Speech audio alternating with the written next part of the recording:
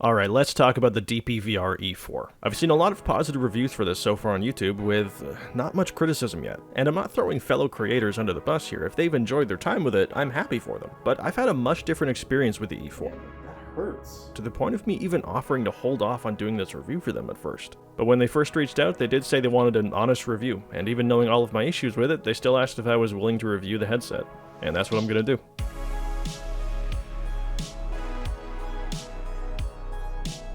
DPVR has previously only been an enterprise VR company, and I feel like there's a lot to say about this company's first venture into the consumer market that needs to be said so that people who do have their eye on this know everything they need to know before they spend their money on it. So let's get started before you all click away. If you want to navigate or skip around anything I say in this video, there are chapters marked in the timeline to help you scrub around. Also, to clear this up, they aren't sponsoring this video or anything. This is not a paid review, but as a courtesy, they are going to review this video before I make it public, only to ensure I'm not saying anything legitimately incorrect about their headset. Anything I extrapolate from fact are my own personal opinions. They did want me to mention though how you can find this on Amazon in select regions currently, but I'll put all that info in the description down below for you guys. Now before we really jump into my experience with the E4, let's do a rapid fire list of important specs with the rest shown on screen right now. I don't want to take up all your time with information you can just read on a product page, because to me the end user experience is the most important thing here. But for context, you've got a 4K total display, which is the same resolution as the Quest 2, 116 degree field of view, a binocular overlap of 96 degrees, Fresnel lenses, no physical IPD adjustment, but you do get a software IPD adjustment, we'll talk about that later. Inside-out tracking, uncompressed 120Hz over DisplayPort, but only on certain GPUs for now, we'll talk about that. 6-hour battery life on the controllers, but no capacitive controls, and a flip-up visor design with a halo strap. Now, first off, as soon as I unboxed this thing, I was actually kind of impressed. I saw a couple of videos of the pre-production model of this headset, and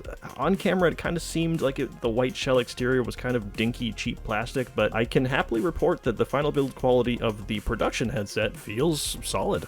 Got a nice little oil spill sheen to it. It's light, the flip-up mechanism feels smooth and durable, and the cushions on the head strap are all Velcro to allow for some future customization or easier cleaning potentially. The headset shell is less of a hard plastic shell like the Quest 2 and more of like a silky smooth finish, almost like faux leather. It's actually nice to the touch, even if it doesn't look that way on camera. The hinge will have to be proven in time, but for now it seems like it's solid. My only concern might be this tiny little cable you can see here that leads to the onboard speakers embedded in the strap. But right now I'll say that the speakers aren't very good anyway, so even if this does break, you wouldn't be missing out on much here. Since I just mentioned that already, we'll talk about the audio on the headset to get that out of the way. The speakers on board the headset aren't by any means going to come close to the quality of the Quest 2 speakers, which even those aren't particularly popular with people to begin with. Luckily, the bulky box hanging off the back of your head does have a 3.5mm jack to allow you to plug into any headset you like, or since you're connected to your PC, if you have a wireless headset, you can just use that. At least for me, something with ear cups as wide as the SteelSeries Arctis Pros here were too big to fit under the strap for me, but these Rhythm Bluetooth headphones definitely worked fine.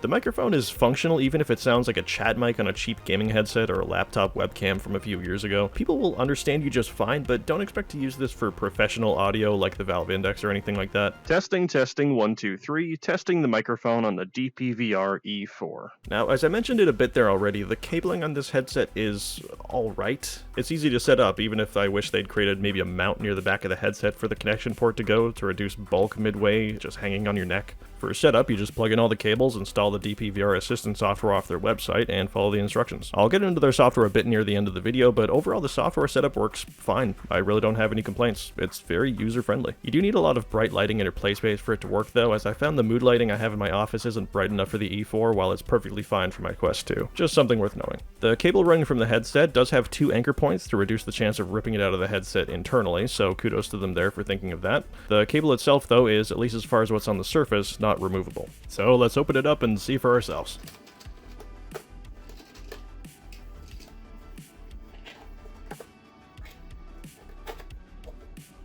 Steady. Oh wow, that really is just hardwired in there. That is not a replaceable cable. So not only did I find that the headset's cable is hardwired in, or at least I'd have to disassemble it even further to see, but I found that the insides had a lot of free room. Like, a lot. Look at this. If they were short on space for some reason, it would have at least been an excuse for the IPD not being adjustable on this, or to have the heat problems I found with it, but they had a lot of room to work with, so I don't see much of an excuse here. They did tell me they use ventilation in this thing via the fan further inside to prevent the lenses from fogging while in use, so maybe this was their thinking with all this free space. To touch on the heat aspect there, this headset got really quite hot when I first tried it out, which has since been addressed a little bit in a recent firmware update. It now just gets very warm instead of actually hot. That said, it still gets pretty steamy under this thing when I was playing for even in 20-minute intervals because, as far as I can tell, there's nowhere for air to efficiently come in or leave from. There's a fan spinning in here. This fan just must be so confused. It's like, where's the air? Where do I put all the hot air? Nowhere, actually. So the internals of the headset just struggle to keep warm with whatever little loud fan is running inside. There's a lot of dead space internally on the left and right ends of the headset, so why they didn't maybe just put a fan intake and exhaust on either side, I don't know. And speaking of the fan, this thing spins at a weird frequency that rumbles the headset, so even if you wear headphones that then touch the head strap over the ears, it'll pick up the rumble of the fan as a light humming sound. It's annoying. It can be easily drowned out with whatever you're playing, but it's there. As far as the facial interface goes, I mentioned it for a second there, but to be clear, this is not a face cushion. It's not really even padding either. It's simply just a light blocker. It goes into some plunger holes at the base plate here with some little silicone pieces that need to be slotted in just the right angle. Personally, I get a fair bit of light leakage, but your results may vary based on your head shape. They said they have a cloth one in the prototype stage right now, so if that comes our way, maybe we'll make a follow-up video. Now, since we just mentioned those two things, let's talk about comfort. The cushions here are actually pretty plush, replaceable with Velcro, and easy to put on. The top strap is adjustable silicone, but only really has 3 settings, so it's not perfect. Here's my reaction when I first put on the headset, though. That's not right. That is right up against my glasses. It's barely on my head. There's no adjustment to this.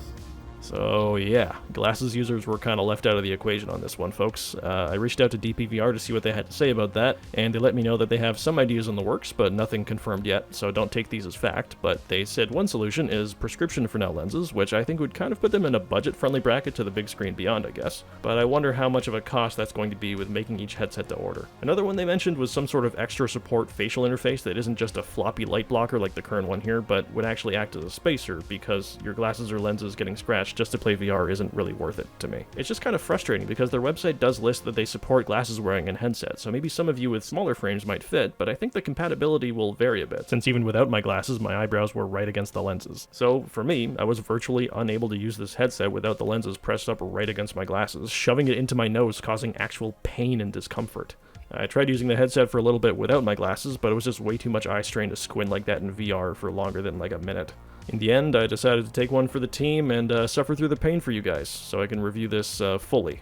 My hope was that I'd maybe get used to it, but nope. And it wasn't just the glasses that were the issue. The edges of the lenses on the E4 aren't sharp, per se, but they're incredibly hard edges. The nature of a flip-up design headset is that it isn't as well supported for quick left-to-right movements, so it'll shake a bit. So, on top of the discomfort of my glasses being smushed up against my face like a panini, the corner of the lenses hit the bridge of my nose with just a very thin layer of silicone in the way almost every time I moved my head left or right. I tried it without my glasses even, and it's just a painful flaw of the headset that there's virtually no padding there. It's obviously better that there's the silicone there instead of just the raw lens corners hitting your nose, but still, it's just kind of disappointing. Speaking of the lenses, there's not really anything wrong with Fresnel lenses in general, like we've enjoyed Fresnel lenses for years, and I'm sure a lot of you that already have a headset with Fresnel lenses will be turned off by this because you were hoping to upgrade to a headset that had pancake lenses, with the industry kind of moving towards those as a standard now. As for how they look through the lens, there are a lot of God rays from these lenses, like a lot. It's nothing you can't get used to, it's just that there are about as many God rays as the original HTC Vive on this thing.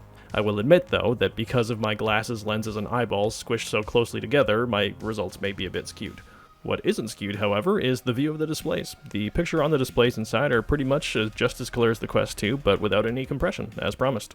It looks pretty good, there's no perceivable screen door effect, and runs at the advertised 120Hz.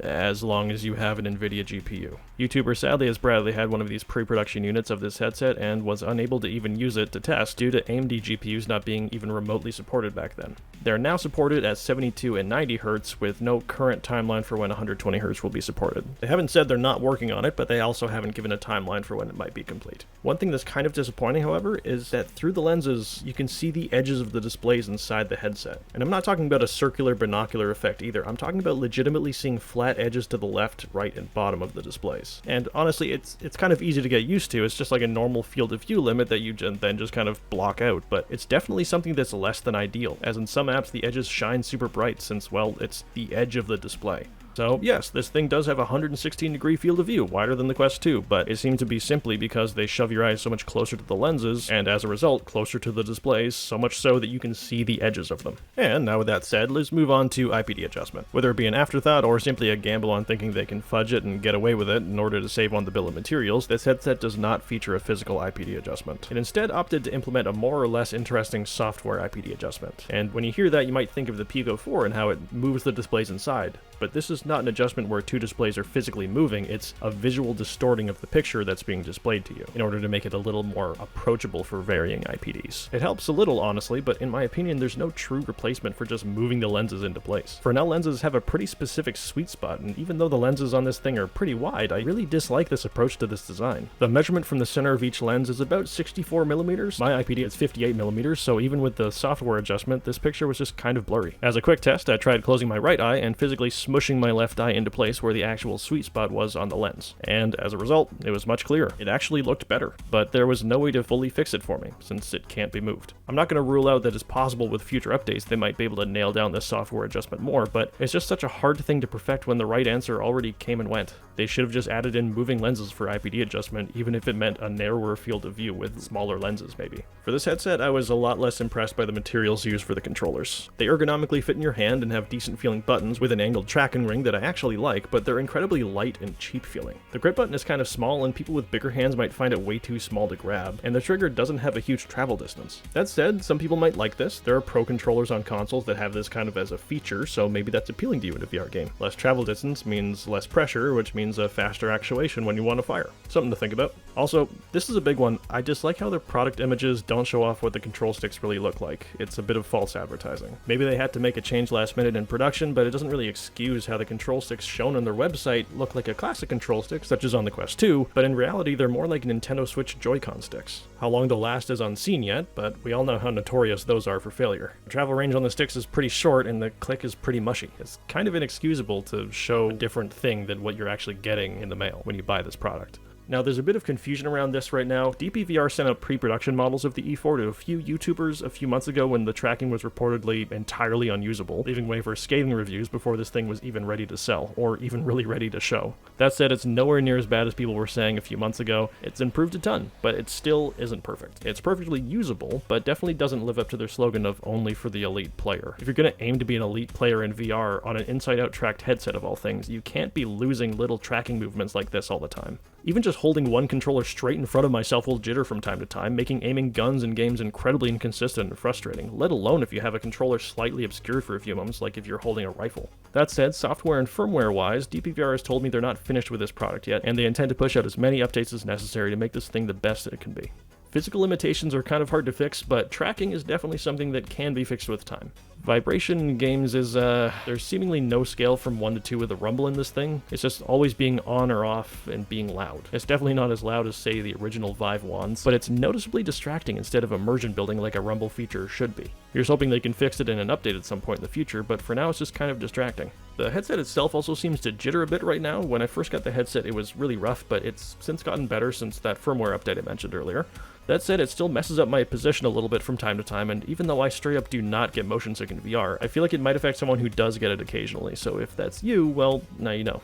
The Hinge design, like I said, is well built, but I'm not really a huge fan of the Hinge flip-up design mechanism. I know some people do love it, so, good for you. Before I got the headset, I was actually ready to suggest this as a great VR headset for game devs or modders as a super lightweight headset to keep on for several hours and just flip up and down. But as I've mentioned in this video, your compatibility may vary. Even without glasses, the top half of the light blocker folds down on my forehead and doesn't work as intended. And some people have just been saying, oh, just pull it forward slightly with two hands, then pull it down. But that negates the whole point of the flip-up design. And because of the headset cushion at the back not hugging the back of your head correctly, pushing down on the front flip mechanism just sometimes pulls it forward and off your head regardless of how tight it is. Now, because I got this review unit for free, it's only a slight annoyance, but if I just spent $550 on this, I'd be nervous about this thing falling off my head and breaking. The Hinge design feels sturdy, but it's another point of failure, so I don't really know how well it would do with a drop test. At the very least, this could be something very fixable either by DPVR or a third-party accessory, since this back pad is just velcroed on, so it's not an unfixable concern. Now, I mentioned software earlier, but I do want to emphasize how simple the process was and how intuitive it is. I kind of wish they added the IPD adjustment to the setup process so you don't need to search in the settings to find it, but it's fine. It prompts you to make an account at first when you load up the software, but you absolutely do not need to, which I appreciate. If you bought the device, you shouldn't have to sign up for updates to use the device you now own, in my opinion, so props to them. Now, even though these controllers basically look like Quest controllers in function, some games won't be compatible. Into the Radius straight up won't launch, for one. In VR chat, the controllers show up as Vive ones, making you push in directions on the right joystick to do any kind of avatar emotes. Luckily, however, and I'm unsure of how they got away with this, but whatever, you can actually go into the controller settings for these and choose to emulate different VR controllers. You can choose to have them act as exclusively Vive ones in games, or as Rift CV1 controllers. In the CV1 emulation, I was able to open into the Radius, so they thought ahead on that, and I appreciate it. The Vive controls act as a nice substitute for the lack of capacitive touch in the controllers a bit, at the very least letting you express yourself in VR chat or certain games like that. The headset lacks a lot of things, but they did not forget to add RGB because gamer. You can adjust between a few settings in the software, which is neat. As for the performance impact that their DPVR software has while you're playing SteamVR games, at the top there is Task Manager when it's idle, and at the bottom is when SteamVR is running. Now, let's talk about the price. A lot of people are calling this a Quest 2 with a wider FOV, no IPD adjustment, a wire, but for more money, which on paper it kind of is. It does have its advantages for certain users, but for $549 US, why does it cost more than a Quest 2? Well, headsets like the Quest 2 with an integrated store are betting on a few things to make their money back, mostly selling their headsets at a loss in hopes that you'll buy a bunch of apps to make up for it. And then there's that whole data collection situation. DPVR is selling their headset as a one-time payment. They don't get a cut of SteamVR sales. It's just $549 US for a headset that works. And despite all my issues, at the end of the day, the headset does work. It's just going to be a lot of questions you need to ask yourself before you buy it. At $549, this is in the same price bracket as the HP Reverb G2 at $599 US. That said, with HP reportedly rumored to be ending production of VR equipment soon, maybe DPVR will snatch up some of those sales. I mean, at the very least, the E4 does have 120Hz refresh rate on the NVIDIA GPUs, which does put it above the 90Hz available on the G2. So it's something to consider, I suppose. In the end, my goal here isn't to tell you whether you should or shouldn't buy this headset. I'm definitely not going to be calling it the best VR headset of the year, because to me that's kind of subjective. Maybe I'm actually just the niche case of this final production headset not being a match. I'm just here to share my thoughts with you and let you decide for yourselves, because as a smaller YouTuber that was lucky enough to get a sample unit, I want to do you guys justice by making the most honest review I can. And truly, thank you to DPVR for sending out this headset for me to review, and also insisting that I still go forward with the review despite knowing the experience I was having with it thus far. Despite any criticism, they're clearly okay with it so they can improve for later products. What do you guys think of this headset? Let me know down below as I look at all the comments to interact with you guys as much as I can. If you do have some criticism for DPVR, just know that it is real people on the other side of the internet there, so play nice. Honestly, all of the interactions I've had with their company so far have been helpful, informative, and friendly. So if this isn't the headset for you, tell them what you'd want them to change to actually make you a customer. I've seen a lot of angry discourse over this headset so far, but I'd honestly love to see another true contender in the consumer VR market selling budget-friendly headsets as long as the features appeal to a wider audience in the future. So tell them what you think, but be constructive so that they can fix it for later. Anyways, I hope this was informative or even just a little entertaining for you, and thanks for sticking around if you're still hearing my voice right now. I upload VR content every week or as often as I can, so subscribe or join the Discord link down below if you want to stay up to date. If you want to help support me, you can become an honorary Larry on my Ko-fi page, link down below. It's kind of like Patreon, except you can pay whatever you want, not just a set amount. You get your name listed at the end of every video and a super neat Discord role to assert your dominance. Hope you guys enjoyed, and I'll see you in the next one. Cheers. The refresh rate is on par with what's promised. The tracking is a little bit off. Okay, that was way off just there. I thought I was behind myself.